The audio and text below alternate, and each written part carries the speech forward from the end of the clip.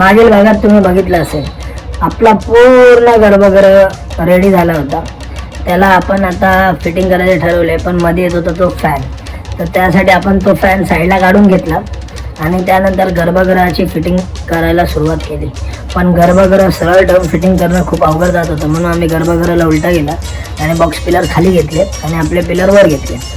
तरी पण ते पिलर ठोकण्यास आम्हाला खूप अवघड जात होतं, कारण की जे आपल्या बॉक्स पिलरची साईज खूप कमी आहे, त्यामुळे त्याच्या आतमध्ये हातोडी जाऊन ते खिळे ठोकणे म्हणजे खूप अवघड काम होतं.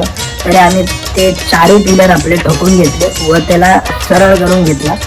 आणि ते तुम्ही बघू शकता की आपण ते सरळ करताना म्हणजे खूप अडचण येत होती, कारण की तो खूप जागेवर अडकत होता आपले हाईट जास्त असल्या कारणाने.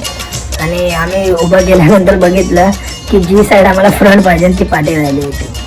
तर ते आम्ही फिरवून घेतला. त्याच्यात पण आम्हाला खूप त्रास होता, AC मध्ये येत होते, पण आम्ही ते आपल्या जागेवर सेट करून घेतला. धन्यवाद, तुम्ही माझ्या व्हिडिओला खूप सारं प्रेम देताय त्यासाठी. तसंच पुढचे व्हिडिओ बघण्यासाठी माझ्या चॅनलला नक्की फॉलो करा.